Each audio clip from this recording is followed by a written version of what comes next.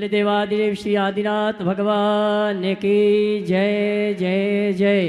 देवादिदेव श्री महावीर भगवान की जय जय जय। संत शिरोमणि गुरुवर आचार्य श्री विद्यासागर जी महाराज की जय जय जय। नवाचार्य श्री समय सागर जी महाराज की जय जय जय। गुणैतर प्रणेता संघ का समाधान भावना एक प्रवर्तक जन जन के संत प्रखर वक्ता बोले परम पूज्य मुनि श्री प्रमाण सागर जी महाराज की जय जय जय। मुनिवर श्री निर्वेक सागर जी महाराज की, मुनिवर श्री संधान सागर जी महाराज की। सिद्ध चक्र महामंडल विधान की आराधना करने आए समस्त श्रावक श्राविकाओं का धर्म प्रभावना समिति सकल जैन समाज इंदौर हार्दिक अभिनंदन स्वागत करता है।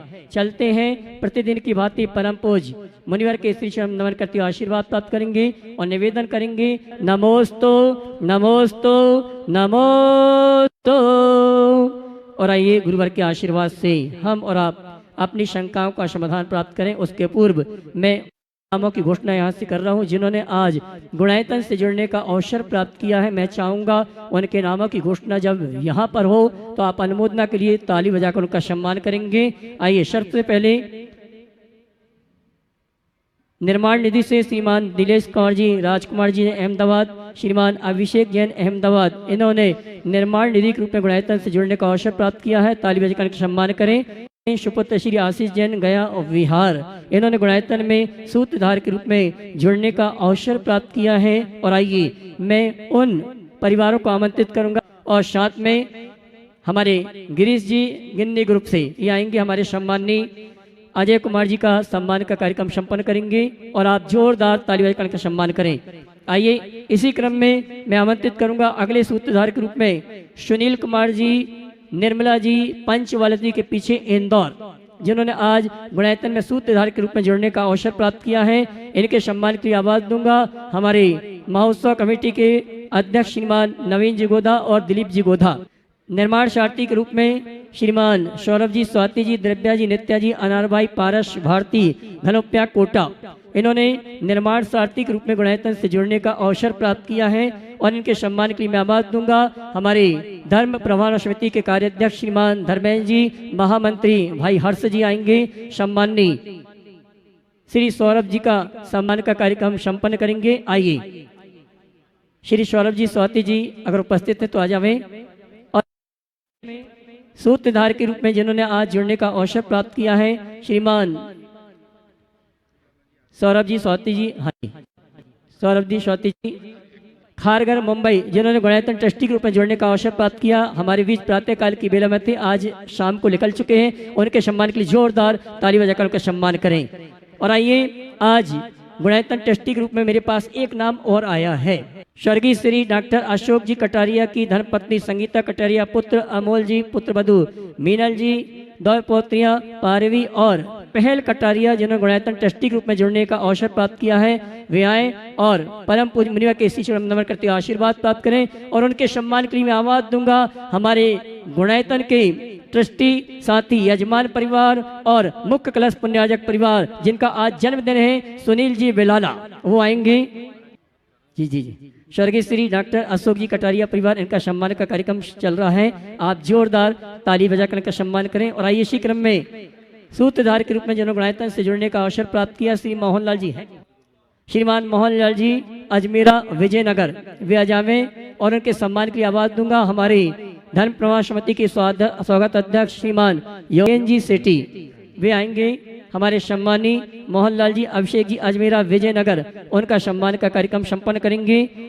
आज प्रातःकाल की वेला में एक आह्वान किया गया, बहुत ही अच्छा प्रतिसाद मिला।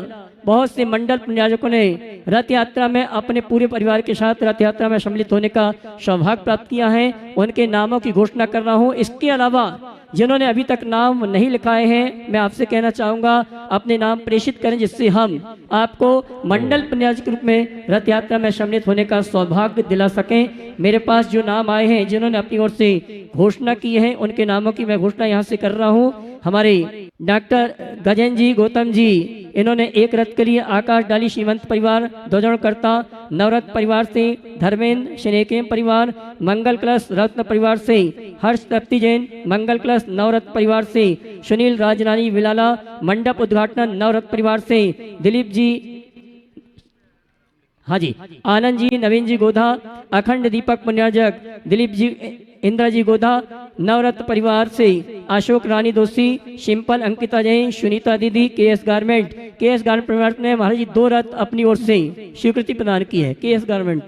इसी क्रम में राजकुमार जी, मनोज जी, सरज जी बिलाला गणतंत्र ट्रस्टी वर्णनगर, श्रीमान राजन जी गन्नौर, राकेश रजनी जी इंदौर, जेएम, श्रीमती कीर्ति मणाल कुणाल मेट्रो परिवार दिल्ली, ब्रह्मचारी सारांश जी भैया के परिवार, बाबूलाल जी अखिलेश, अपूर्व शतभैया परिवार, पुष्पा जी, प्रकाश जी कटारिया, शेपाली जी, नितिन जी अजमेरा यूएसए, बिमल जी, मंजू जी अजमेरा, महेंद्र जी, सावित्री जी टाया, अर्पिता सोगानी, नरेंद्र जी डॉक्टर, दीपक जी विड़ीवाला परिवार, जयंती जी प्रेमचंद, उषा पवन, सौरभ एस के सिंगई, इंदिरा मंजू श्वेता सुबोध इंदौर।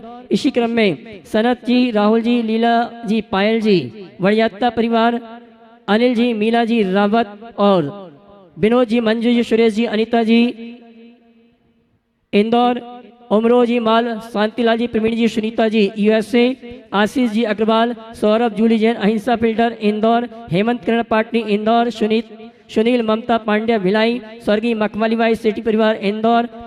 इसी क्रम में डॉक्टर शरद जी शास्त्री, सुनील जी, सुरेश जी, अजय जी वंडी, ये सभी पुण्यार्जक हैं जिन्होंने अपनी ओर से एक एक रथ के लिए अपनी स्वीकृति प्रदान की है। नरेंद्र इंदा अजमेरा, एन के जैन साहब, विनय जी, जीवन लाल मोदी जी न्यू पलासिया, रूबी नीरज जैन, संजय जी, सविता जी सूतवाला परिवार, लक्ष्मी चंद अरविंद अर्चना, अंजलि अदिति तिलक नगर, राजीव जैन उदय नगर, श्रीमती लक्ष्मी जी राजन जैन धार। इसी क्रम में जिनेन्द्र मुन्नीबाई रतलाम कोटी, कमल जी, वीणा जी दिल्ली, मधु देवी गोदा इंदौर, श्रीमती वर्षा जी भुवनेश्वर, मधुर जैन, सतीश जैन विजयनगर और मानक भाई चंद कुमार जी दर्शना देश वर्धना इंदौर। इसी क्रम में चंद्रकला जी पाटनी, इन्होंने भी अपनी ओर से एक रथ के लिए स्वीकृति प्रदान की है। चंद्रकांत मौजे पाटिल गोवा, जिन्होंने ऑनलाइन रथ बुक करवाया है और 4-5 नाम मेरे पास और हैं जिन्होंने अपनी ओर से, और ओम जी अग्रवाल रतलाम, सुमत प्रकाश जी 54, इन्होंने भी अपनी ओर से रथ के लिए स्वीकृति प्रदान की है। लगभग 55 रथों की स्वीकृति प्राप्त हो चुकी है और जिन मंडल पुण्यार्जकों ने अभी तक अपने रथ के लिए भाव नहीं बनाए हैं, कल सुबह तक अपने भाव बनाए, जिससे हम ये रथ के पुण्यार्जकों का, पिल्लू जैन कलर कॉलोनी, इन्होंने भी एक रथ के लिए अपनी स्वीकृति प्रदान की है। जयंती लाल जी शाह इंदौर 108 नंबर का जो मंडल है जी, इन्होंने भी एक रथ की स्वीकृति प्रदान की है। राजेंद्र जैन धार वाले मंडल नंबर 84, इन्होंने एक रथ के लिए स्वीकृति प्रदान की है। अब बाकी बाद में, और आइए शेष नामों की घोषणा हम बाद में करेंगे। आगे के कार्यक्रम के संचालन की मैं आमंत्रित करूंगा परम पूज मुनिवर, आमंत्रित निवेदन करूंगा परम पूज मुनिवर संधान सागर जी महाराज से दोनों हाथ उठा के जय करा लगाएंगे। बोले परम पूज मुनिश्री प्रमाण सागर जी महाराज की।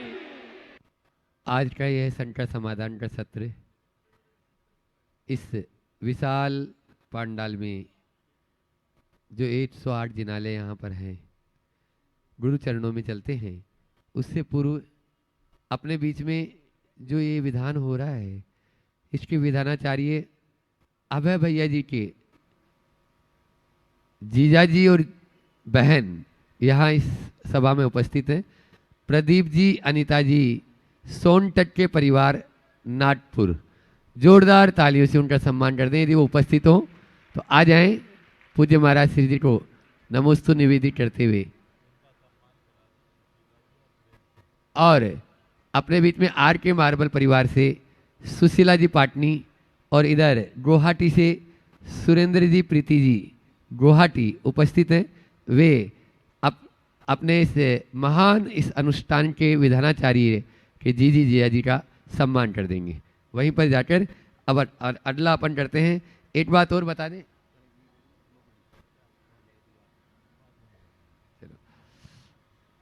आज गुरु की कृपा सब पर रहती है। गुरु तो शुरू में ही बोल दिए थे कि सबसे लास्ट वालों को हमारा आशीर्वाद सबसे पहले। तो आज हम 108 नंबर वाले को ही जो शिरोमणि संरक्षक है गुणायतन के जयंती लाल जी साहा इंदौर, जोरदार तालियों से उनका स्वागत भी कर दें और वे अपना प्रश्न गुरु चरणों में रखेंगे। माइक पहुंचाओ। जल्दी पहुंचाएं जयंती लाल जी शाह। और उसके बाद में तैयार रहेंगे राजेश जी, मीना जी, सूर्यांश जी जैन टीकमगढ़ जो गुणायतन के ट्रस्टी हैं। ओ माइक उपस्थित हैं जयंती लाल जी शाह। कहाँ है? दीजिए ना, इधर माइक दीजिए। अगला नाम बोलिए। 108 नंबर वाले हो या कोई भी जो पीछे हैं वो आगे आ जाएं क्योंकि आज उनका नंबर है। सब आगे, आप नाम बोलिए। नेक्स्ट हाँ, नाम। अगला नाम है राजेश जी, मीना जी, सूर्यांश जी जैन टीकमगढ़ जो ट्रस्टी है गुणायतन के। नमोस्तु गुरुदेव, नमोस्तु नमोस्तु नमोस्तु। मेरी एक शंका है गुरुजी कि सीता जी ने जब कोई गलती नहीं की थी तो भी उन्हें राम जी ने त्याग दिया था, तो किस पाप कर्म के उदय से उनके साथ ये हुआ था और राम जी को इसका किस चीज़ का दोष लगा था? देखिए, मुझे नहीं मालूम कि वो किस पाप के उदय से ऐसा की, लेकिन मैं ये कहता हूँ कि ऐसा नहीं होता तो सीता जी जो आदर्श बन पाती क्या? इसलिए बिल्कुल दिमाग मत लगाइए कि उन्हें किस वजह से हुआ, बल्कि ये सोचिए कि ये क्या पाप है। समझिए? ओम। गुरुदेव एक और प्रश्न, एक ही छोटी सी बालिका का एक ही प्रश्न करेंगे। है। राजेश छोटी जी, सी मीना बालिका जी, का प्रश्न सूर्यांश जी है जैन गुरुजी। टीकमगढ़ और उसके बाद में तैयार रहेंगे मानक बाई चंद्र कुमार जी जैन इंदौर। नमस्ते महाराज जी। बस। हम भगवान को फूल क्यों चढ़ाते? हाँ, भगवान को फूल नहीं चढ़ाते, चावल चढ़ाते। चलो आगे। हाँ हाँ, राजेश जी, मीना जी, सूर्यांश जी जैन टीकमगढ़ और उसके बाद में तैयार रहेंगे मानक बाई चंद्र कुमार जी। है कहाँ राजेश? नहीं है, अनुपस्थित। अगला बोलिए। उसके बाद में तैयार रहेंगे डॉक्टर उपेंद्र जी सोनी इंदौर। से तो हाथ उठा दे। हाँ ठीक। डॉक्टर उपेंद्र जी सोनी। हाँ, अगला नाम बोलो जब तक। और उसके बाद में तैयार रहेंगे श्रीमती वर्षा जी भूलेश्वर मुंबई। उपस्थित है तो खड़े हो जाए। वर्षा जी हैं। हाँ है, चलिए बोलिए बोलिए। मैं चक्रेश जैन पटना सागर भरणी कॉलोनी ट्रस्टी गुणायतन। महाराज श्री के चरणों में बारंबार नमोस्तु, छोलक जी के चरणों में क्षामी। महाराज श्री कहते हैं कि भावना भवनाशिनी होती है। मेरा प्रश्न यह है कि हम किस तरह की भावना भाएं कि यह भाव अच्छा हो और अगले भाव में भी अपना मार्ग प्रशस्त कर सकें। दूसरा ऐसे दशक महामंडल विधान में जयमाला में महाराज जी सुसिद्ध गणेश महम का क्या तात्पर्य है? नमोस्तु महाराज। परमामि सुसिद्ध गणेश महम। जो सिद्ध गणों के ईश हैं उनको हम आ जाए ना।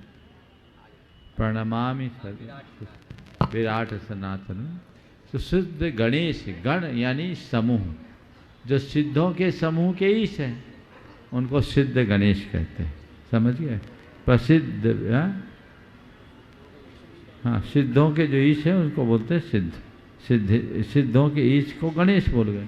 ये है। चलिए। नमोस्तु महाराज जी। त्रय मुनि राज के चरणों में डॉक्टर बरखा जैन एवं मंडल 101 परिवार की ओर से नमोस्तु नमोस्तु नमोस्तु। मेरा क्वेश्चन तो रह गया वो। अभी क्या हो गया? नहीं। बोलो। महाराज एक वाला। ओम। हाँ। महाराज जी, मेरी जिज्ञासा है, संयमित आचरण, अच्छी परंपरा और अच्छे व्यक्ति के पहचान अच्छे कुल से होती है, लेकिन ये तीनों जिसमें न पाए जाए उसे धर्म या धर्मात्मा मान सकते हैं? संयमित आचरण, अच्छी परंपरा और अच्छे व्यक्ति की पहचान अच्छे कुल से होती है, लेकिन ये तीनों जिसमें न पाए जाए उसे धर्म या धर्मात्मा मान सकते हैं? संयमित आचरण, अच्छा व्यक्तित्व और सही अच्छी परंपरा, परंपरा, ये तीनों जिसमें ना पाई जाए क्या उसे हम सही मान सकते? ही पूछना चाह रहे हैं। धर्म या धर्मात्मा हाँ, मान हाँ। सकते हैं? देखिए,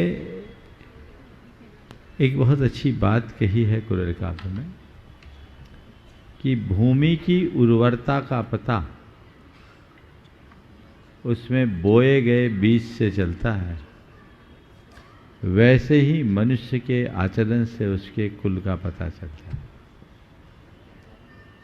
तो यदि आचरण में पवित्रता नहीं है, व्यक्तित्व खोखला है और परंपरा बिगड़ी भी है, तो वो सही व्यक्ति नहीं है।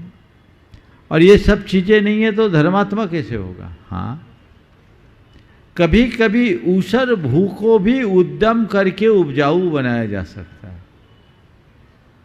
वैसे ही कई ऐसे लोग जो दैवश ऐसी जगह जन्म लिए जहां उनको परंपरागत संस्कार न मिले, लेकिन वे अपनी चेतना की जागृति से अपने जीवन में आमूलचूल परिवर्तन कर सकते हैं, उनमें बदलाव आ सकता है। शास्त्रीय हिसाब से बताएं तो हमारे यहाँ लिखा कि म्लेच्छ खंड में जन्म लेने वाले मनुष्य भी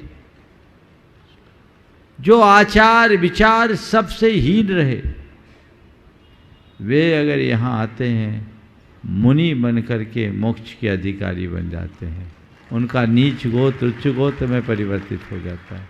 तो ये थोड़ा कठिन है। कुछ लोग होते हैं जो उपजाऊ भूमि में भी अच्छी फसल नहीं लेते, लेकिन कुछ ऐसे मेहनती लोग होते हैं जो बंजर भूमि को ही उपजाऊ बनाते हैं। जब मैं अशोकनगर तरफ बिहार कर रहा था तो वहाँ मैंने देखा जगह जगह चक बनी हुई थी। चक उसको बोलते चक, और चक में प्राय सिख भाई लोग रहते हैं।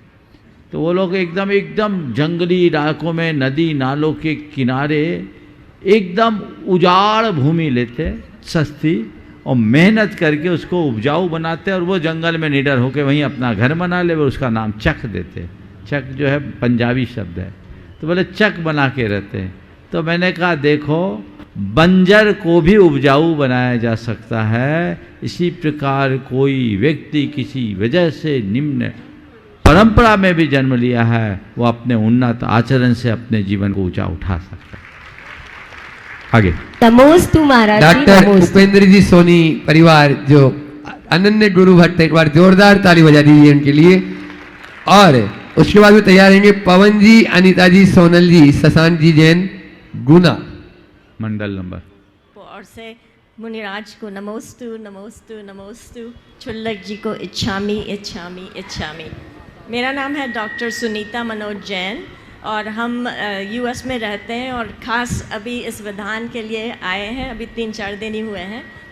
महाराज जी, मेरा क्वेश्चन है कि हमारे ग्रुप में अभी स्वाध्याय चल रहा है पुरुषार्थ सिद्धि उपाय का, और उसमें जब हम पढ़ रहे थे तो एक श्लोक आता है जिसमें लिखा है कि जिसके कर्म बंधे हुए हैं उनको राग द्वेष होगा, और दूसरे श्लोक में लिखा है कि जिसको राग द्वेष है उनके कर्म बंधेंगे। तो इस साइकिल में से हम क्या पुरुषार्थ कर सकते हैं जिससे हम इस साइकिल से फ्री हो जाएं? बीज होगा तो अंकुर होगा, और अंकुर होगा तो बीज होगा। ये अनादि की परंपरा है, और इस साइकिल को कट करना है तो एक ही काम करना है, इस चक्र को खत्म करना है तो एक ही काम करना है। बीज को भूंज दो, एक बार बीज को भून दिया जाए तो उसकी अंकुरण शक्ति समाप्त होगी, और अगर एक बार बीज भुन गया तो कहीं वो उगेगा नहीं। तो हमारे अंदर जो भी राग देश के बीज हैं उसे हमने यदि समता की आंच में भून दिया तो वो राग देश नए कर्म को जन्म नहीं दे सकता। तो यही उस साइकिल को भेदने का एकमात्र रास्ता है। हाँ बोलिए, इधर पवन जी, अनीता जी, सोनल जी, उधर एक गुना। पहुंचा दो। बोलिए। गुना परिवार। हाँ, नमोस्तु महाराज जी। उसके बाद दिल्ली। हाँ, अगला नाम। जब भगवान, मेरा प्रश्न यह है कि जब भगवान का जन्म होने वाला होता है तो सौधर्मेंद्र का सिंहासन हिलने लगता है। ऐसे ही जब भगवान मोक्ष जाते हैं तो क्या वर्गणाएं होती है, और जो मुनिराज उनके साथ ध्यान करते हैं क्या वे उन्हें मोक्ष जाते हुए देखते हैं? बहुत अच्छा सवाल किया। देखिए, भगवान के 5 कल्याणकों में पूरे के पूरे ब्रह्मांड पे संकेत जाता है, और जो काम गर्भ कल्याणक में होता वही जन्म, वही दीक्षा, वही केवल ज्ञान और वही निर्वाण। समझ गए? हम लोग जन्म को तो ज़्यादा प्रदर्शित करते तो सब दिख जाता है, बाकी चीज़ें प्रदर्शित नहीं की जाती, इसलिए लोग उसको देख नहीं पाते, लेकिन होता सब में, समझ गए। तो ये सिंहासन आदि हिलने का काम मोक्ष कल्याणक में भी होता है, और तभी इंद्र चतुर्निकाय के देवों के साथ आता है। अब रहा सवाल, जब भगवान को मोक्ष होता है उस समय उनके साथ रहने वाले अन्य मुनि महाराजों को कुछ पता चलता है कि नहीं। तो मनुष्यों के लिए ऐसे कोई स्पष्ट संकेत नहीं दिए, लेकिन देवों के आगमन से उनको भी पता लग जाता है। और भगवान को मोक्ष होता है तो मोक्ष के विषय में 3 प्रकार का उल्लेख है। प्रचलित तो यही है कि नख केश बचता है, लेकिन आज एक रहस्य की बात बता रहा हूं। मूल ग्रंथों में तो लिखा है कि भगवान पूरा शरीर बच जाता है। ध्यान रखना, ये आप सबकी जानकारी के लिए मैं बता रहा हूं। भगवान के निर्वाण के उपरांत उनके शरीर के विषय में आगम में 3 कथन आता है। आचार्य पूज्यपाद आदि मूल आचार्यों के कथनानुसार निर्वाणोपरांत आत्मा सिद्ध गति को पहुंच जाती है और उनका शरीर ज्यों का त्यों बचा रहता है, और उसके बाद चतुर्निकाय के देव आते हैं। अग्नि कुमार इंद्र उनका अंतिम संस्कार करते हैं, जैसे आज किसी व्यक्ति का किया जाता है। अग्निंद्रा जिन देहम, इस तरह की बात आचार्य पूज्यपाद ने लिखी। आदि पुराण में भी इसी तरह का विधान है। हरिवंश पुराण कर्ता ने भगवान के निर्वाणोपरांत ऐसा लिखा है कि उनका शरीर स्कंद रूपता को छोड़ देता है, यानी संपूर्ण शरीर परमाणु की तरह बिखर जाता है, और देव लोग एक कृत्रिम शरीर बनाकर उनका अंतिम संस्कार करते हैं। प्रवचन सार की टीका में आचार्य जयसेन और बृहद कथा कोश में ऐसा लिखा है कि भगवान के निर्वाणोपरांत उनके नख केश को छोड़कर बाकी शरीर कपूर की तरह उड़ जाता है। प्रतिष्ठाओं में ये दिखाया जाता है, ये तीसरी विधि है जो सबसे अर्वाचीन है। और पंचकलानक में ये इसलिए भी दिखाते हैं क्योंकि भगवान का अंतिम संस्कार करे कैसे, मूर्ति को तो कर नहीं सकते, आपको अंतिम संस्कार भी दिखाना है, इसलिए ऐसी बात। एक और रहस्य की बात बताऊं, शायद इसीलिए जयसेन प्रतिष्ठा पाठ में तो मोक्ष कल्याणक की बात ही नहीं की, हो गया संस्कार करने की। तो ये चीज़ें हैं, तो इसलिए भगवान के मोक्ष जाने के बाद भगवान जो के तो रहते, मेरे अनुमान से देवों के आगमन आदि चिन्हों से ही वहाँ महाराज लोगों को पता लगता होगा कि भगवान को मोक्ष। नमोस्तु महाराज जी। कमल जी, वीणा जी, दिल्ली परिवार। अगला 2 नाम और बोलिए। और उसके बाद में विजय जी, चंद्रकांता जी, अंकुश जैन इंदौर, और सुरेश जी, नीरजा जी अजमेरा इंदौर तैयार रहे। बोलिए। नमोस्तु महाराज जी, नमोस्तु महाराज जी। प्रात्याहारे भी अष्ट होते हैं, मंगल भी अष्ट होते हैं, और अष्ट द्रव्य होता है, और कर्म भी अष्ट होते हैं, और आज अष्टमी भी है, और सिद्ध चक्र का विधान भी हम अष्टांग का पर्व में करते हैं। तो ये अष्टमी का कुछ विशेष महत्व है क्या महाराज जी? और सिद्धों के गुण भी 8 होते हैं। सिद्धों के गुण भी 8 होते हैं। और महाराज जी, आपके संघ में महाराज जी भी 8 हैं, और आपकी इंदौर आगवानी भी 17 तारीख को हुई थी, जिसका पूर्णांक भी 8 है। तुम्हारी सारी बातें भी मिलके 8 हो गई। महाराज जी, 8 का 8 है। महाराज जी, आपका पिछी परिवर्तन भी 17 तारीख को है, जिसका पूर्णांक भी 8 है, और उस दिन आचार्य गुरुदेव का आचार्य पदारोहण दिवस भी है। तो हमारी भावना है आचार्य महाराज जी कि हमें 17 नवंबर को 3 नहीं बल्कि 8 पिछी परिवर्तन करने का मौका मिले, ऐसी हमारी भावना है। नमोस्तु महाराज जी, नमोस्तु। बहुत सुंदर बात है, ये 8 का 8 है, और भाई ये तो निमित्त नैमित्तिक संबंध है। 8 को 8 से जोड़ते जाओ तो न जाने कितने जुड़ेंगे, लेकिन इस बात पर विचार करना चाहिए कि प्रातिहार्य, मंगल, सिद्धों के गुण, अष्टमी तिथि, इन सब में 8-8 क्यों?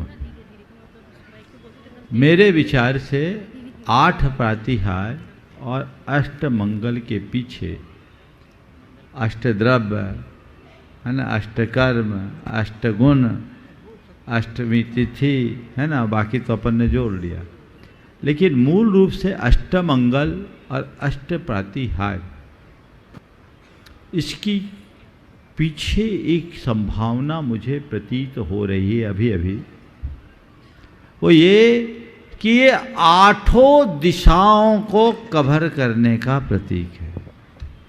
किसको? 8 सराउंडिंग, सब तरफ, कुछ भी जिससे बाहर न बचे वो अष्ट है। इसलिए 8 मंगल और अष्ट प्रातिहार, तीर्थंकर परमात्मा के साथ 8 प्रातिहार होते हैं और सभी जगह मांगलिक कार्यों में अष्ट मंगल को अंकित किया जाता है। अभी तो इतनी सी बात आ रही है, अब हमारी फैक्ट्री में ये चला गया, कभी और कुछ निकलेगा तो जरूर आप लोगों के बीच प्रस्तुत होगा। हो सकता अभी कार्यक्रम चलते चलते भी आ जाए तो बीच में बता दूंगा, लेकिन पहली बार इस दिशा से, इस दृष्टि से कि कोई सवाल खड़ा हुआ है कि अष्ट ही, मंगल 8 ही क्यों और द्रव्य प्रातिहार 8 ही क्यों? द्रव्यादि की संगति तो 8 कर्म के विनाश आदि के निमित्त कर लेते हैं, लेकिन इनमें कुछ और भी रहस्य निकलेगा, जरूर समय पर बताऊंगा।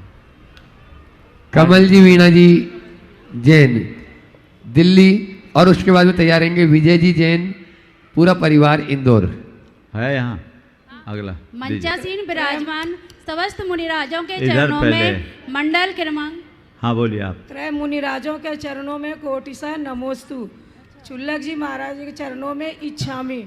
मुनि श्री विधान के अंत में जो पुण्य वाचन करते हैं, हाँ। उसमें वर्धताम वर्धताम प्रियंताम प्रियंताम साम्यंतु साम्यंतु शब्द आते हैं, उनके क्या अर्थ है? वर्धताम वर्धताम, बढ़े बढ़े बढ़ते रहे, प्रियंताम प्रियंताम, हम पर प्रसन्न हो प्रसन्न हो प्रसन्न हो, है ना।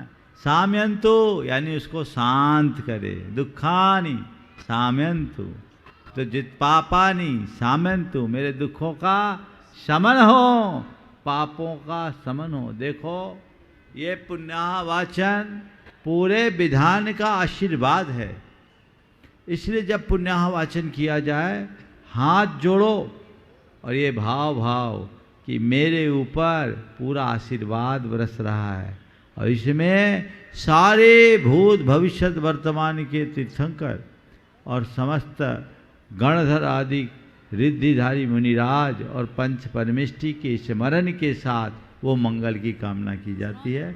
इसलिए हर मांगलिक अनुष्ठान के उपरांत पुण्याह वाचन का विधान है। जब भी पुण्याह वाचन हो बहुत तन्मयता के साथ उसका रसास्वादन करें। नमोस्तु महाराज। अगला।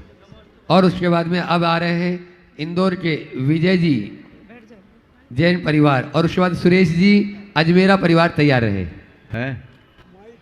मंचासीन विराजमान समस्त मंडल मुनिराजों नंबर के बोलो। चरणों में मंडल क्रमांक 97 का नमोस्तु नमोस्तु नमोस्तु, चुल्लक जी को इच्छा में। महाराज जी, मेरा प्रश्न यह है कि जब मैं शिखर जी के अर्घ चढ़ाती हूँ तो उसमें कई कोड़ा कोड़ी मुनिराज मोक्ष गए हैं, तो ऐसे भाव आते हैं कि महाराज जी तब हम लोग कहाँ थे, और जब आज आप जैसे गुरु का सानिध्य मिला है तो महाराज जी ऐसा क्या पुरुषार्थ करें कि सिद्धों की आराधना करते हुए हम लोग भी सिद्ध हो जाएं। और महाराज जी सिद्ध शिला पर सिद्ध परमेष्टि सिद्धालय में क्या करते हैं? देखिए 4 सवाल हो गए। सबसे पहली बात तो जो कोड़ा कोड़ी महाराज गए ना, कोई स्पेशल महाराज नहीं थे, जितने भी गए हैं वे कभी कहीं कोई सिद्ध चक्र विधान कर रहे होंगे, हमारे आपकी तरह, सब हमारे आपकी तरह कहीं बैठे होंगे। भक्त बन कर के ही भगवान बना जाता है। और ये बात समझना है कि एक साथ इतने मुनि तो कभी मोक्ष जा ही नहीं सकते। ये जो मोक्ष जाने की बात कही गई है वो ऋषभ देव से लेकर भगवान महावीर पर्यंत एक कोड़ा कोड़ी सागर वर्ष में असंख्य वर्ष है, इनमें कई जन्म बीत जाए, समझ गए। तो एक कोड़ा कोड़ी सागर बहुत बड़ा कालखंड होता है, उतने लंबे कालखंड में ऐसा हुआ है। ऐसे एक साथ तो कभी नहीं जा सकते। 6 महीने 8 समय में 608 मुनि मोक्ष जाते हैं, और एक साथ यदि जाए भी तो अधिकतम 108 मुनि जा सकते हैं, समझ गए। तो ये बहुत यदा कदा गए हैं, और वो सब हम आपकी तरह भड़बूंजे से कोई चना उचट के बाहर आता है, ऐसे जो उचट के गए सो चले गए, बाकी सब अटके। तो बहुत दुर्लभ है ऐसी भावना भाव, रोज रोज ऐसी भावना भाव कि भगवान मेरे आवागमन का चक्र छूटे और मैं शीघ्र आपकी तरह मुक्ति की उपलब्धि कर सकूं। और मोक्ष जाने के भगवान कुछ नहीं करते, सारा करना धरना छूट जाता। सुरेश जी, नीरज जी, अजमेरा, इंदौर। मंचासीन सभी और उसके बाद मुनिवरों के में तैयार चरणों रहेंगे में- जिनेंद्र मुन्नी भाई, रतलाम कोठी, इंदौर। मंचासीन सभी मुनिवरों के चरणों में मेरा, मेरे परिवार और मंडल नंबर 96 के सभी सदस्यों की तरफ से बारंबार नमोस्तु नमोस्तु नमोस्तु। महाराज जी, हमें बचपन से ये सिखाया गया है कि चींटी या किसी भी जीव को मारने से पाप लगता है, और यही हमने अगली पीढ़ी को भी सिखाया कि कोई भी जीव की हिंसा करने से पाप लगता है। तो हमने मतलब पाप का डर बताया है, हम भी खुद पाप से डरते हैं, तो और इसीलिए हिंसा नहीं करते हैं। तो हमने करुणा और दया पर इतना जोर क्यों नहीं दिया, और ऐसा क्या करें कि सबके मन में करुणा और दया हो, और हमारे बच्चों के मन में भी करुणा और दया हो, ताकि वो हिंसा की ओर अग्रसर ही नहीं हो। नमोस्तु महाराज जी। देखिए, बहुत अच्छी बात की कि पाप से डरने की बात की जाती है, इसे सकारात्मक रूप में अहिंसा और करुणा के संदेश में क्यों नहीं दिया जाता। देखिए, दोनों दृष्टियां हो सकती है। हम अगर अंदर की संवेदना जगा दें तो अहिंसा और करुणा की तरफ बढ़ जाएंगे। धर्म से जुड़ने के 2 रास्ते, एक पाप भीरुता और दूसरा संवेदनशीलता। पाप के डर से भी व्यक्ति अपने जीवन को सही रास्ते पर लगाता है, और बहुलता उसमें ही होती है, क्योंकि जब तक किसी कार्य में व्यक्ति को अपना अहित नहीं दिखता तब तक वो उससे बचता नहीं। इस आम मानसिकता को ध्यान में रखते हुए पाप भीरुता का संदेश दिया जाता है। लेकिन सकारात्मक रूप से अगर हम विचार करें तो संवेदनशीलता मन में जगा दिया जाए, और ये बात बिठाई जाए कि जैसे हमारे प्राण हैं वैसे अन्य प्राणियों के प्राण हैं, जैसे हम जीना चाहते हैं वैसे अन्य प्राणी भी जीना चाहते हैं, हमारे जैसे हमें सुख प्रिय है वैसे औरों को भी सुख प्रिय है, इसलिए हमारा ये कर्तव्य है जियो और जीने दो। तो ये भाव अगर हम अपने मन में जगा लें तो हमारे जीवन में बेहतरी हो सकती है और हम अपना काम कर सकते हैं। दोनों चीज़ें हैं, बस बिल्कुल ठीक है। नकारात्मक संदेश देने के जगह पर यदि सकारात्मकता को विकसित किया जाए तो उसका परिणाम कुछ ज़्यादा बेहतर होगा। नमोस्तु महाराज जी। जिनेंद्र मुन्नी भाई, रतलाम कोठी, और उसके बाद में राजेंद्र जी जैन खंडवा, उनके साथ में रहेंगी सुभाष जी झांझरी फूलगांव, जो गुड़ायतन की ट्रस्टी है। और उसके बाद तैयार रहेंगे अभी प्रभा जैन, विजयनगर, इंदौर, डी ग्रुप 93 अभी मंडल। 2 वेटिंग में, बोलिए आप। तीनों महाराज जी के चरणों में प्रश्न करें आप सीधा सीधा, समय बचा जी है अपना। महाराज जी। महाराज जी, आपके सानिध्य में हम सभी को सपरिवार ये विधान करने का सौभाग्य प्राप्त हुआ, इसके लिए हम सभी आपके लिए बहुत बहुत आभारी हैं। महाराज जी, जब भी हम ये पंक्तियाँ पढ़ते हैं, 2 गोरे 2 सांवले 2 हरिया 2 लाल, 16 प्रतिमा स्वर्णमुखी वंदु बारंबार, तब मन में हमेशा ये प्रश्न उठता है कि तीर्थंकरों की प्रतिमा को रंग किसने दिया है और इसे किस आधार पर दिया है। कृपया इसका समाधान। देखिए, तीर्थंकरों के प्रतिमाओं को रंग नहीं, ये तीर्थंकरों का शरीर का मूल वर्ण था। आज तो हम केवल गोरे और सांवले देखते हैं, काले देखते हैं, पर एक समय था जब मनुष्य का शरीर इस तरह के वर्ण का भी होता था। मल्लीनाथ भगवान बिल्कुल लाल, बाष्पूज्य भगवान लाल, है ना, और आपके जाकर के पार्श्वनाथ भगवान एकदम सांवले वर्ण के, नेमिनाथ भगवान नील वर्ण के। तो ये उनका कलर था, और ये कलर भी ऐसा एकदम मेटालिक, तीर्थंकरों का जो रंग रूप होता है वो अद्भुत होता है, वैसा किसी और का रहता ही नहीं है। इसलिए ये कोई अगर सांवला हो, काला हो, तो ये मत सोचो कि हम कहीं इन्फीरियर है। भगवान पार्श्वनाथ भी काले थे, समझ गए। अपने अंदर गुण होने चाहिए और उनका अंतरंग और बहिरंग दोनों बहुत ही आकर्षक होता है, इसलिए वो प्रभावी होते हैं। तो जिन भगवान का जो रंग था उसी हिसाब से हमारे भगवान की प्रतिमाएं स्थापित की जाने लगी और उनको उस रूप में देखा जाने। हाँ, जिनेंद्र मुन्नी भाई रतलाम कोठी अपना प्रश्न कर रहे हैं और उसके बाद में तैयार रहेंगे राजेंद्र जैन खंडवा परिवार। मंडल क्रमांक 95 की ओर से महाराज जी के चरणों में कोटि कोटि नमोस्तु नमोस्तु नमोस्तु। चुल्लक जी के चरणों में इच्छामी।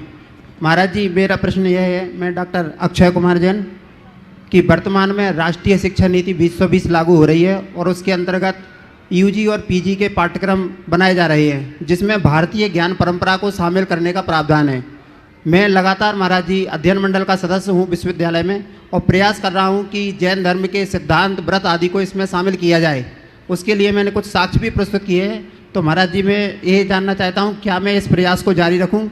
बिल्कुल रखना ही चाहिए, और न केवल आपको, अपितु इसकी पूरी विस्तृत जानकारी देकर अन्य लोगों को भी इसमें पूरी सक्रियता दिखानी चाहिए, ताकि इस नई शिक्षा नीति में ऐसे तत्व समाहित हो सके जो जैन धर्म और आम जनों के लिए कल्याणकारी। राजेंद्र जी खंडवा, जिनके साथ में है ट्रस्टी सुभाष चंद्र जी झांझरी फूलगांव, और उसके बाद में प्रभा जी जैन विजयनगर में 3 बार नमोस्तु नमोस्तु नमोस्तु। गुरुदेव, गुरुदेव, ये मेरा बहुत सातिशय पुण्य है कि मैं इस अपना सिद्ध चक्र मंडल विधान में अपने परिवार से शामिल हो पा रहा हूँ। मैं आपको ये जो देख रहा हूँ, इस चातुर्मास का जो इंदौर वासियों ने इतना सुंदर आयोजन किया है और उसके साथ में ही ये अष्टानिका महापर्व में जो इतना विशाल भव्याति भव्य सिद्ध चक्र महामंडल का विधान किया है, इसके लिए मैं सभी आयोजकों को हृदय से बधाई देता हूँ। चले एक बार सब लोग इसी में बधाई जोड़ दो, आगे सीधे सवाल करना। सवाल करो जल्दी से। हाँ। नमोस्तु गुरुवर, नमोस्तु गुरुवर, नमोस्तु गुरुवर। गुरुवर, हमारा धर्म हमको सिखाता है कि कोई कैसा भी व्यवहार करे परंतु अपने कर्म का उसे फल समझकर समता से सहन करें। लेकिन एक कहावत है, वो ये कहती है कि जैसे को तैसा होना चाहिए। तो गुरुवर, हमारा ये जो अगर इस पर चलते हैं, अपन जैसे को तैसा समझते हैं, उस तक चलते हैं, तो दुनिया हमें मूर्ख समझती है, और अगर यदि उस पर नहीं चलते हैं तो विवाद खड़े होते हैं। देखो, मैं तो कहता हूँ जैसे को तैसे ही करो। क्या बोल रहा हूँ? जैसे को तैसे ही करो।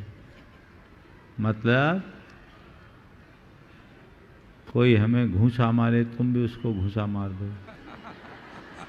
कोई तुम्हें गाली दे, तुम भी गाली दे दो। ये नहीं है। एक बार ऐसा मुझसे कहा कि जैसे को तैसा करो। बोले हाँ, जैसी स्थिति वैसा काम करो। बोले कैसे? बोले ये बताओ, कहीं आग लगे तो तुम उसको बुझाओगे कि दूसरी जगह आग लगाओगे? बोलो।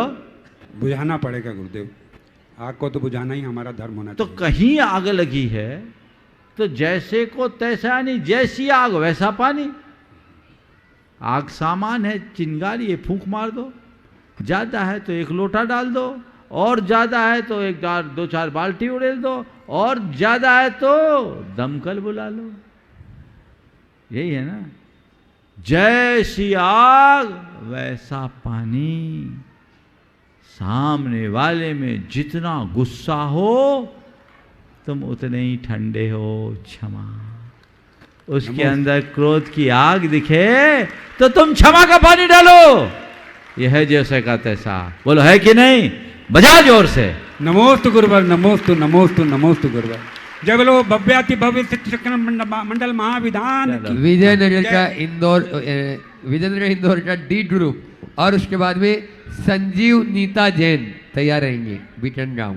बोलो। महाराज श्री नमोस्तु। मैं सीमा गांधी, मेरे पूरे परिवार की तरफ से मंचासीन सभी मुनिराजों को नमोस्तु प्रेषित करती हूँ और शुल्लक जी महाराज जी को इच्छामि। महाराज श्री, मेरे पिताश्री असाध्य रोग कैंसर से 11 साल तक पीड़ित रहे, लेकिन उन्होंने भावना योग के बल पर अपने भावों को संबोधित करते हुए कभी भी उस इतनी बड़ी बीमारी को बीमारी न मानते हुए हमेशा स्वस्थ महसूस करते हुए अपना अंत समय तक नमोकार मंत्र गिन के निकाला। महाराज श्री, मेरा प्रश्न यह है कि उनकी जो प्रबल इच्छा थी सिद्ध चक्र मंडल विधान कराने की, आज उनके बाद मेरी माता जी उनके अर्जित द्रव्य के द्वारा इस इच्छा को आज पूर्ण कर पाई है, जिससे हमारा मन बड़ा प्रफुल्लित है। तो क्या महाराज जी इस विधान का पुण्य मेरे पिताजी की जो आत्मद्रव्य को भी मिल पाएगा? देखो, पहले तो मैं कहूँगा कि इनके इस प्रसंग से आप सब भी प्रेरणा लें और ये बात गांठ में बांध ले कि जो भी भावना योग करता है वो अकाल मृत्यु से बच जाता है। अमर तो कोई नहीं है, लेकिन उसकी वेदना कम हो जाती है और वो असमय मृत्यु से बच जाता है। आपके पिताजी ने वो यहाँ से चले गए, ये तो स्वाभाविक है, सबके लिए दुख का कारण बनता है, लेकिन उनका कष्ट कम हो गया, ये एक बड़ी बात है। और हमें इस आवागमन की बात को स्वीकार करते हुए अपने मन को समाधान देना चाहिए। दूसरी बात, आपने पूछा इस विधान का उनको पुण्य मिलेगा कि नहीं। उनकी भावनाओं की आप लोगों ने पूर्ति की, इसलिए आपको पुण्य भी मिला और आप पाप से बच गए। पहला उत्तर तो मैं दूंगा, माता जी ने करी। कोई भी व्यक्ति यदि कोई अच्छे भाव रखते हुए इस दुनिया से चला जाए और तुम उनकी विरासत को ग्रहण करते हो, तो तुम्हारी नैतिक जिम्मेदारी है कि उनकी भावनाओं को सर्वोच्च प्राथमिकता से पूरी करें। तुमने उनकी संपत्ति ली, सब कुछ लिया, तो उनकी धार्मिक भावनाओं की पूर्ति करना तुम्हारी व्यक्तिगत जिम्मेदारी है। समझ गए? तो ये करना चाहिए। आपकी माताजी ने ये भाव रखा और आप लोग उसके सहयोगी बने, ये आपके लिए महापुण्य का अवसर आया और पाप से आपको बचा दिया। नहीं तो ये पाप आपके सिर जाता और वहाँ अगर जाके मिलते तो सवाल करते, हमारी संपत्ति पे तो बैठ गए पर हमारी भावना अधूरी रख गए। पता नहीं, जवाब देना पड़ेगा। मैं सबको बोल रहा हूँ, मजाक नहीं कर रहा हूँ। महाराज जी तो देना पड़ेगा। महाराज जी सुनो तो पूरी बात, अभी बात पूरी नहीं हुई, फिर आपको दूंगा उसे। तो ये बात सदैव ध्यान रखना। प्राय लोग धन पैसे के मोह में इन बातों को भुला देते हैं, लेकिन भैया हिसाब तो कभी न कभी चुकता होता ही है, इसलिए ध्यान रखना। अब रहा सवाल, इसका पुण्य उनको मिलेगा कि नहीं। यदि उनके संस्कार वहाँ सुरक्षित होंगे तो हो सकता है यहाँ के विधान के तरंग उन तक पहुँच रही होगी और वो भी प्रत्यक्ष अप्रत्यक्ष रूप से जुड़ करके इसमें पुण्यार्जन कर रहे हों। और मेरा तो ऐसा मानना है, इस तरह के उत्सव में इतना आनंद दिव्य शक्तियों के सद्भाव के बिना नहीं आ सकता। वो आ रहा होगा, लेकिन एक सीख आप लोगों को देता हूं कि मेरे बाद में मेरे पीछे वाले मेरे नाम से धर्म करे तो मुझे कुछ पुण्य मिले, इस भरोसे मत रहना, क्योंकि पीछे वालों का कोई भरोसा ही नहीं है। तुम्हें कुछ नहीं मिलेगा। इसलिए जो करना अपना तिया पांचा अपने सामने करके जाना, बात का चक्कर ही नहीं। सारा तिया पांचा कर जाओ, बात काम क्यों करे, अभी करेंगे सो हमारा है। और मरने के बाद वो संपत्ति तुम्हारी कहाँ, बोलो। किसी की मृत्यु हो गई, अरबों खरबों की भी संपत्ति होगी, उसके चले जाने के बाद उसका लीगल अधिकार, राइट किसको होगा? हाँ, बच्चों को, जिसके पास है। अब उसने दान किया तो उसको पुण्य मिलेगा, तुमको थोड़ी मिलेगा। तुम्हारा है ही नहीं तो तुमको कहाँ मिलेगा? तुम तो मोह में बटोर के रखे थे, तो तुम्हें पाप ही लगेगा जो छोड़ के गए। छोड़ के जाने वाले को पाप लगता है और लगा के जाने वाला तर जाता है। गांठ में बांध लो। ये गहरा संदेश है, इसे सभी को ध्यान रखना चाहिए। चलिए अगला।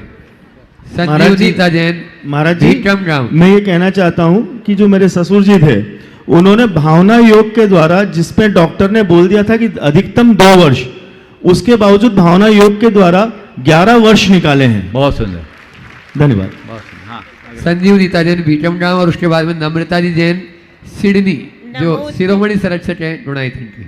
नमोस्तु महाराज जी, नमोस्तु नमोस्तु नमोस्तु। मंडल नंबर 92 से बोलो। महाराज जी, मेरा प्रश्न है कि राम और लक्ष्मण के भ्रात प्रेम से तो हम सभी परिचित हैं। किधर से? अच्छा, इधर है। राम और लक्ष्मण के भ्रात प्रेम से तो हम सभी परिचित हैं, परंतु आज के समय में भाइयों का प्रेम विलुप्त होता जा रहा है। क्या राम की संख्या कम हो रही है या लक्ष्मण की? कृपया समाधान कीजिए।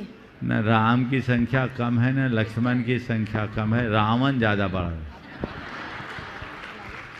समझ गए?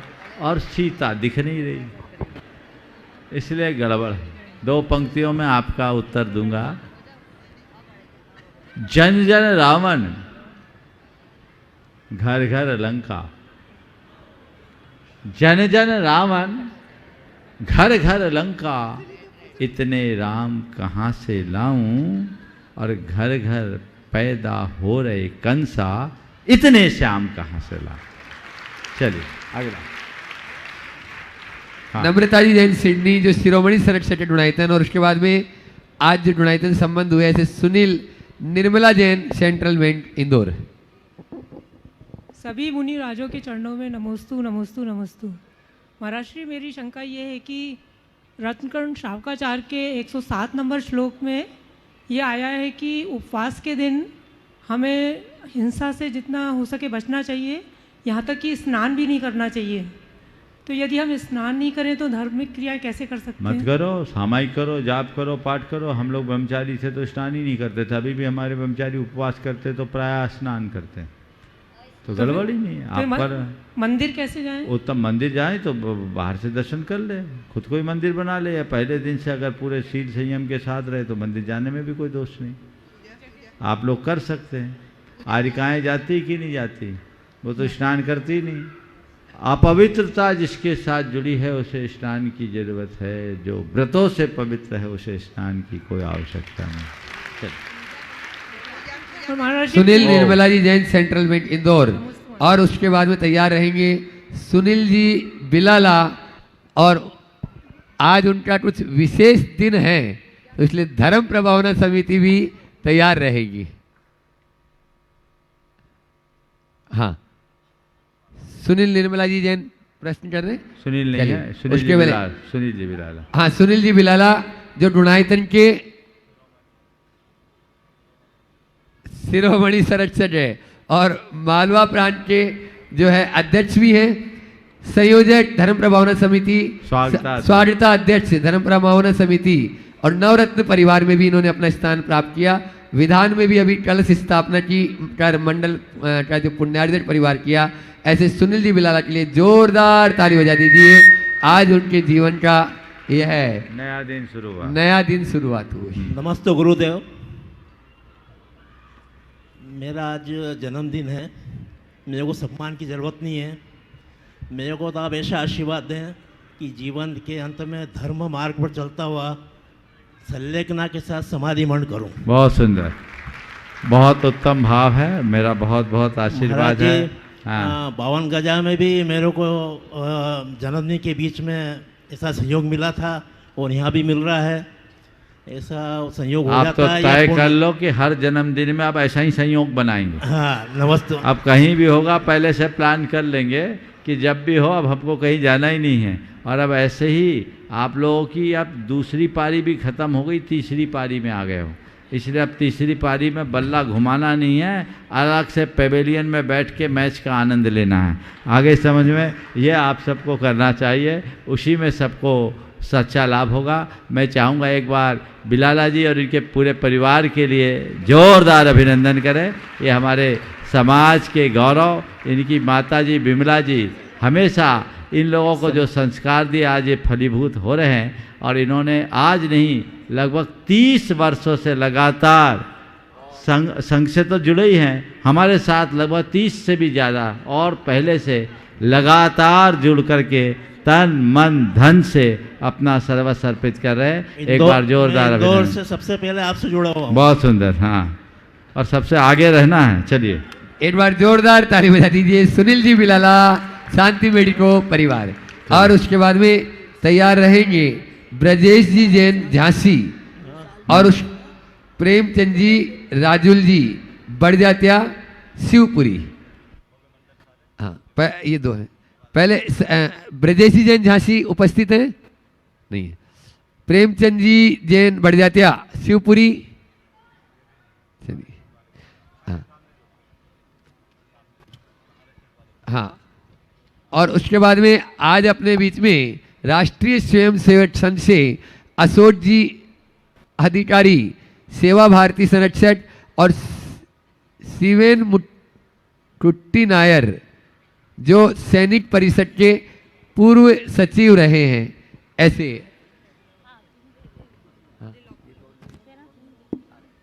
आ रहे हैं। आरएसएस के दोनों अधिकारी का आप लोग जोरदार तालियों से स्वागत करें। अपने बीच में गुरु चरणों में आ रहे हैं पहले सवाल अशोक जी अधिकारी, पहले और सवाल हो जाए। बोलिए। शिवेन जी कुट्टी नायर, उनके साथ में राहुल जी भी आ जाएं इस पर। नमोस्तु महाराज जी, नमोस्तु नमोस्तु नमोस्तु।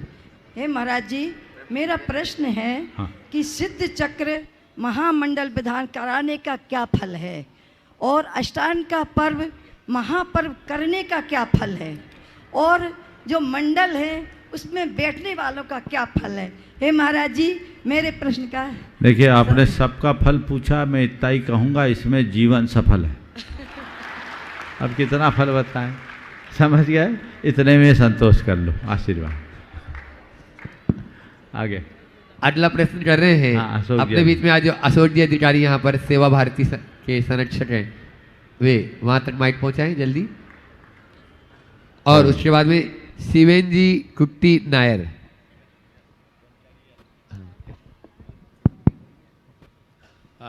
मुनि जी को मेरा प्रणाम, नमस्कार। मेरा एक प्रश्न ये है कि समाज में बहुत दुख भी है और पीड़ा भी है। वंचित समाज है, दुखी समाज है, उपेक्षित समाज है। भारतवर्ष बहुत बड़ा है, इसके दुख के निवारण के लिए और कुछ अच्छा मार्ग आप दीजिए जिससे हम देखिए, दुख का दुख निवारण के कर सकें। निवारण का एक ही मार्ग है, वह धर्म धारण करना। यदि लोग धर्म धारण करेंगे, उनका सुनिश्चित उद्धार होगा, उनके दुख का निवारण उसी से हो सकता है। एक बात सदैव ध्यान रखना, किसी के शरीर में रक्ताल्पता हो तो उसके शरीर में बोतल चढ़ा के हम लंबे समय तक नहीं टिका सकते। उसके स्वास्थ्य को ठीक करके शरीर में रक्त निर्माण की प्रक्रिया व्यवस्थित करके हम उसे चला सकते हैं। समझ गए? तो ऐसे ही हम बाहरी सहयोग और संसाधनों से व्यक्ति या समाज को सुदृढ़ नहीं कर सकते। उसके अंतरंग को सुधार कर हम उसे बाहर भीतर से समृद्ध बना सकते हैं।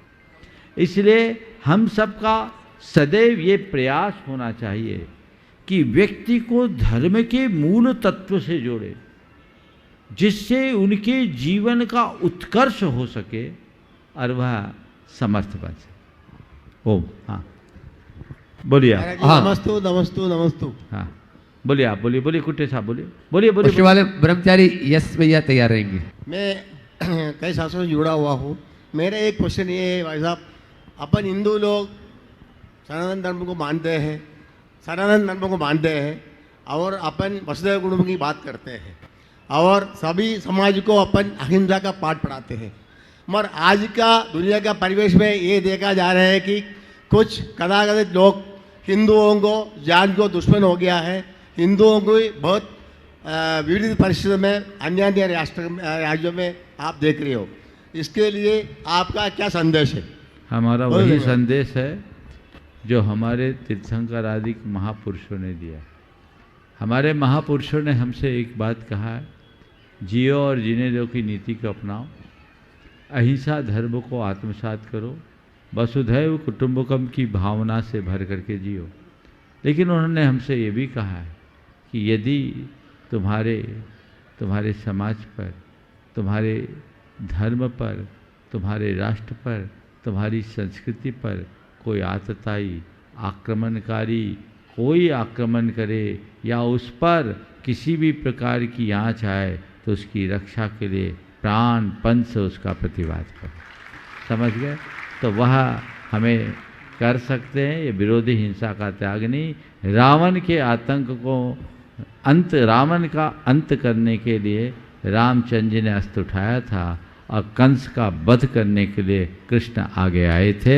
यही हमारी परंपरा है। या तो रावण हो ही नहीं, रावण को राम बना दो, और रावण ना हो, रावण राम न बने तो रावण का नाम मिटा दो। पहला प्रयास रावण को राम बनाने का, और उसके बाद यदि रावण राम बनने को राजी नहीं तो रावण का नाम मिटाने का। यही हमारे देश की सनातन परंपरा है। हाँ, आज अपने बीच में उदयपुर से उभरती प्रतिभा जो पीएचडी कर रहे हैं ज्ञान मीमांसा पर, कुंद पर, और अभी इटली में जिन्होंने भारत का प्रतिनिधित्व किया, ऐसे ब्रह्मचारी यश भैया के लिए जोरदार ताली बजाएं। और वे अपना प्रश्न गुरु चरणों में रख रहे हैं और उसके बाद में कुछ सूचना। नमोस्तु महाराज जी, समस्त मुनिराजों के चरणों में बार बार नमोस्तु करते हुए, महाराज जी मैं यूरोप गया था तो वहाँ पे अवलोकन करने से पता चला कि वहाँ के लोग भोजन कम करते हैं, पैदल ज़्यादा चलते हैं और नेचुरल एटमॉस्फेयर में रहते हैं। और वीकेंड में वहाँ पे जैसे समुद्र है, नदी है, और गाँव को स्वयं स्वच्छ करने निकल जाते हैं, कहीं घूमने नहीं जाते हैं। आपस में स्टूडेंट से बात हुई।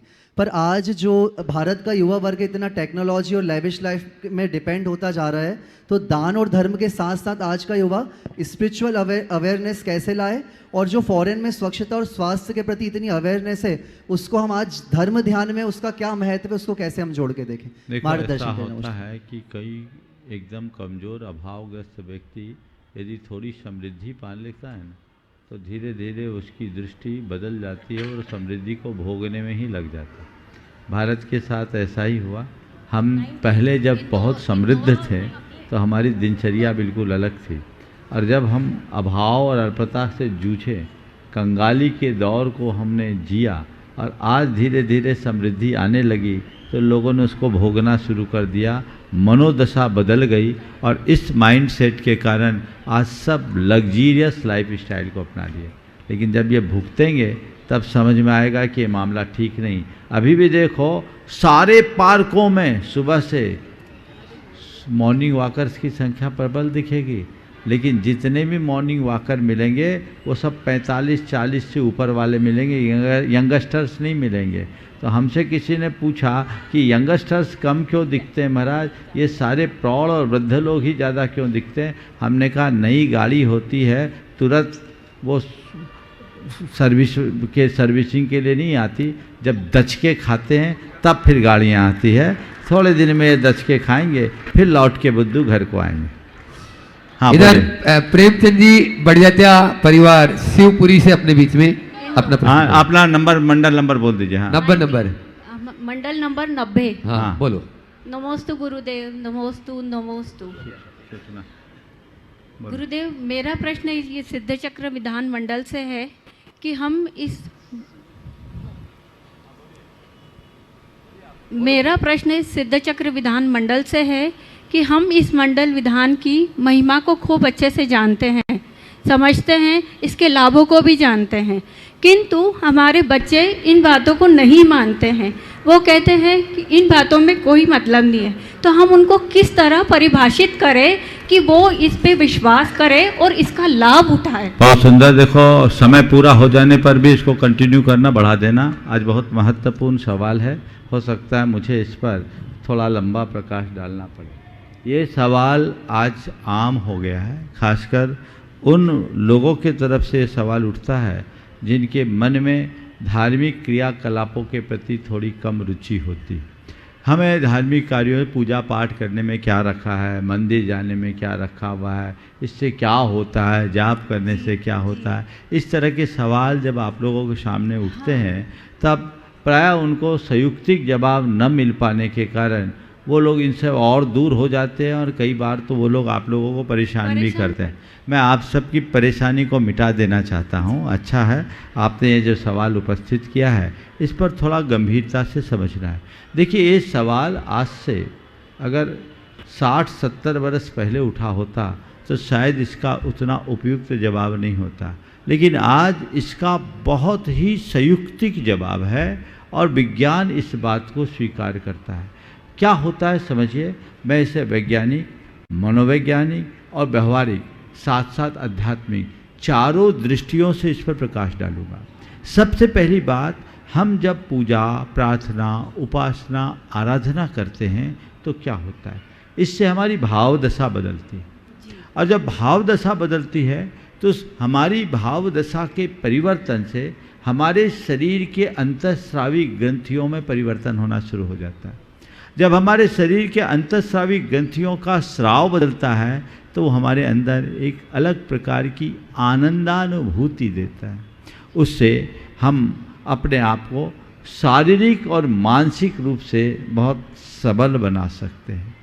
ये इस प्रकार की पूजा, उपासना, आराधना और प्रार्थना का प्रत्यक्ष लाभ है कि जब हम अच्छे भाव में जीते हैं तो उससे हमारे मन में तत्क्षण प्रसन्नता और आनंद की अनुभूति होती है।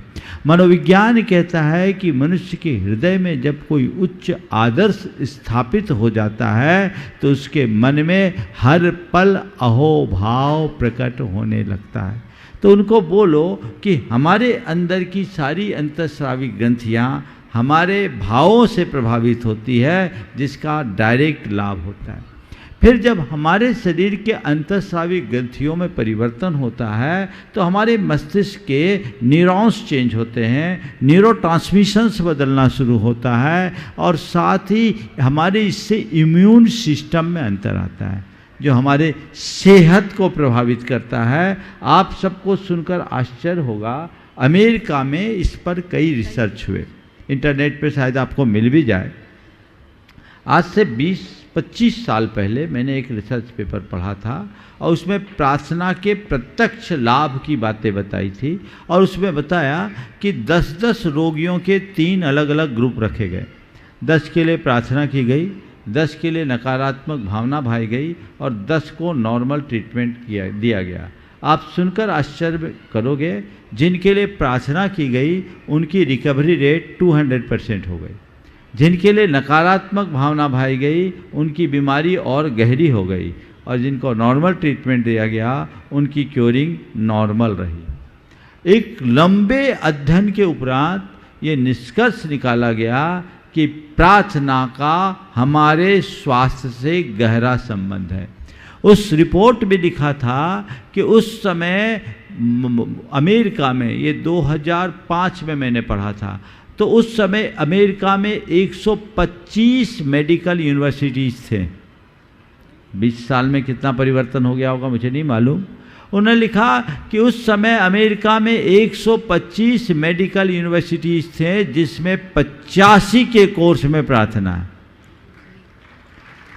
और डॉक्टर प्रिस्क्रिप्शन में भी प्रार्थना लिखने लगे हैं। तो मंत्र जाप, भगवान की पूजा, स्तुति, इस तरह के विधान आदि से बहुत फर्क पड़ता है।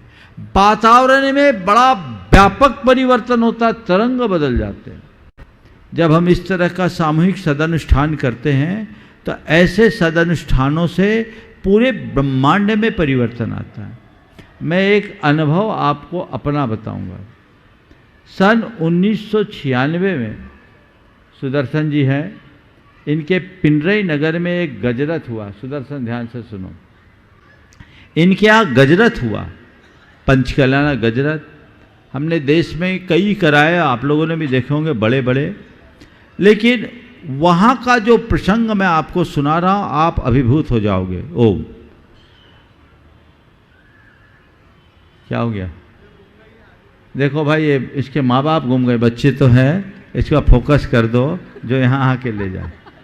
अब चलो साइड करो। ओम, शांति से, डिस्टर्ब मत करो।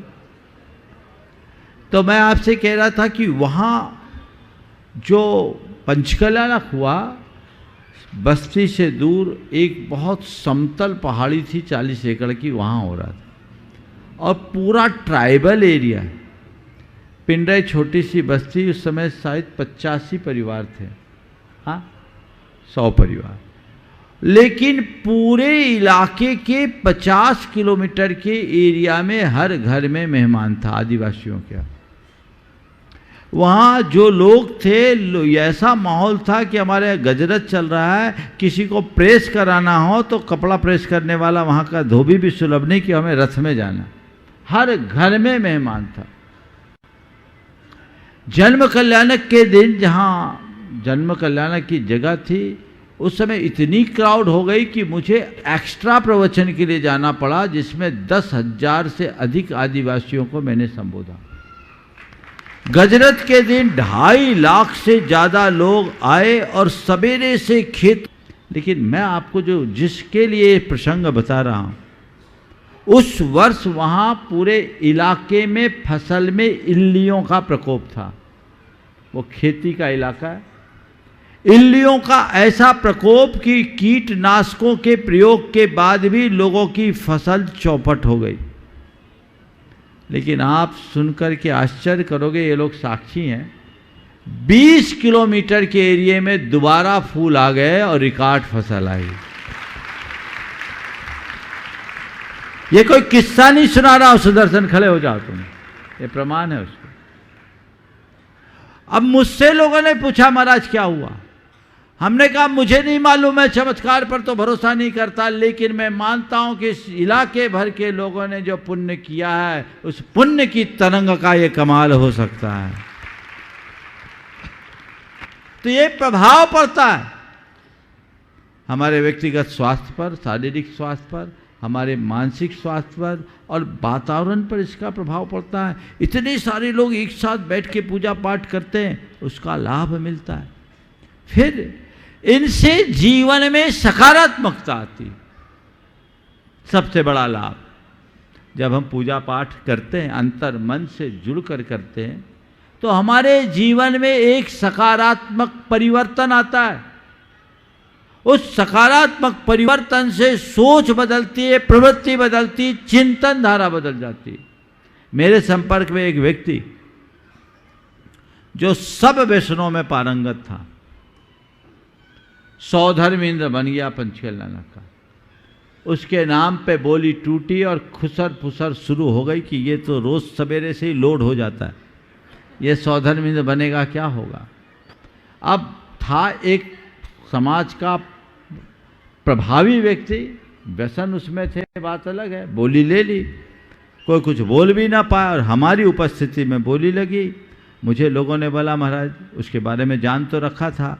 मैंने कहा ठीक है। उसको धीरे से, जब वो मेरे पास आशीर्वाद लेने आया, मैंने धीरे से उसको उसके सिर पर हाथ रख कर उसको पुचकार के कहा कि बड़ा सौभाग्य है तेरा कि आज तुझे सौधर्मेंद्र बनने का मौका मिला।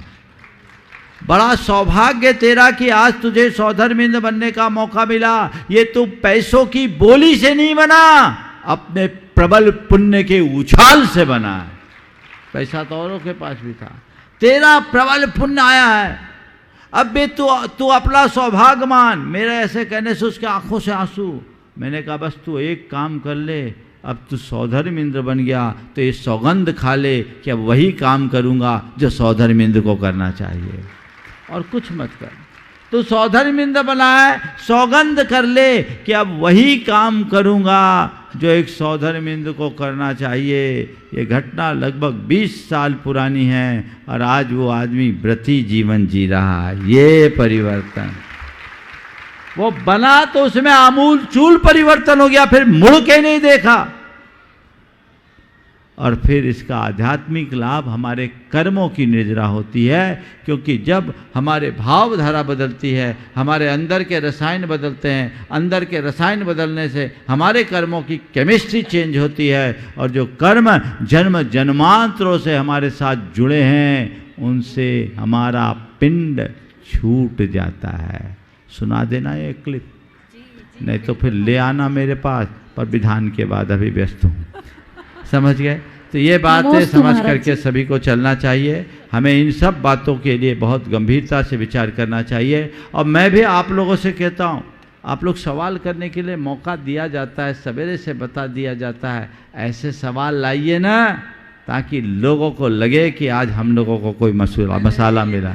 केवल कैमरे में आने के लिए नहीं, ये तो केवल आप लोगों को प्रोत्साहन देने के लिए हमने ऐसी व्यवस्था की। अगर आप लोगों के सवालों में गुणवत्ता होगी तो ये क्रम चलेगा, नहीं तो फिर हमारे पास जिस तरह की स्क्रीनिंग होती है वही प्रक्रिया से सवाल आएगा, जो आएगा वो पाएगा। ऐसा आप सबको भाव रखना चाहिए। बंधुओं, सिद्ध चक्र महामंडल विधान बहुत ही सफलतापूर्वक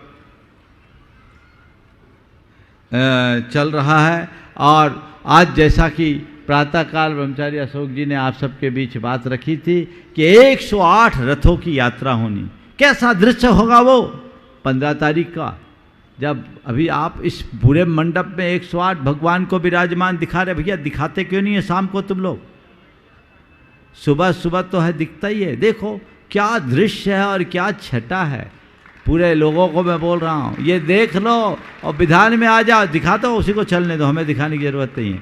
इस विधान में आओ, और विधान में नहीं आ पाओ क्योंकि यहाँ पंडाल तो छोटा आज ही पड़ गया, तो कम से कम इसीलिए 108 को बाहर निकाल रहे हैं कि इंदौर पूरा समा जाए और देख ले हर कोई बाहर आकर के। हाँ, मार्ग भी छोटे पड़ेंगे पर भगवान के समोसरण में सबको जगह मिलता है। ये लाभ आप सबको लेना है। तो ये विधान के लिए जो एक व्यवस्थाएं, रथ यात्रा की बात की गई, जो मुख्य बड़े रथ हैं, ये सब छोटे रथों की बात है जो बुकिंग हुई है। 70 रथ है 108 में, 72 को हमने बुक करने के लिए बोला था। जितने लोगों ने, बड़े बड़े लोगों ने बुक कर ली है। ये रथ नहीं है तुमने सोचा कि हमारे, ये तो बड़े रथ जो और विशेष रथ हैं उनकी अलग व्यवस्था होगी, उनकी अलग तरीके से बुकिंग होगी, उसकी रीति नीति बाद में बनाई जाएगी। अभी हमने ये तय कराया था कि पहले केवल मंडल वालों को ये अवसर दिया जाए। आज शाम तक मंडल के लिए अवसर लगभग 55-60 नाम आए हैं। अब जो और लोग बाहर वाले हैं वे भी, जिन्हें रथ में बैठना है, इसमें रथ में 2 व्यक्ति पुरुषों का तो सब में सुनिश्चित है, जिसमें आपके जाकर एक भगवान को लेकर विराजमान होने वाले और एक सारथी बनने वाले, और रथों की जगह के हिसाब से चंवर ढोलने वाले। 1 मंजिल के रथ में महिलाएं नहीं बैठेगी, और जो 2 मंजिल का रथ होगा उसमें महिलाओं को भी बैठने की व्यवस्था मिलेगी। ये अभी छानबीन चल रही है, परसों तक इसकी रिपोर्ट तैयार हो जाएगी कौन सा रथ होगा। पर रथ में हमें बैठना थोड़ी है, हमें भगवान को बिठाना है। तुम्हारा रथ है कि भगवान का रथ है? ये विकल्प क्यों लेते हो कि मुझे रथ में बैठना पड़ेगा कि नहीं मिलेगा?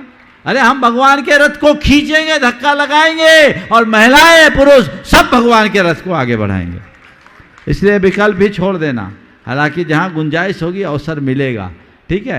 लेकिन जो रथी 1 मंजिल के होंगे, अभी मुझे पता नहीं कैसे कैसे रथ आ रहे हैं। मैंने इन लोगों से कहा था सब रथों की फोटोएं मंगवा लो, लेकिन अभी फोटोएं आई नहीं। मैं चाहूँगा पंपी जैन पनागर से अगर उपस्थित हो तो आ जाए मंच के करीब। है क्या यहाँ पंपी जी पनागर?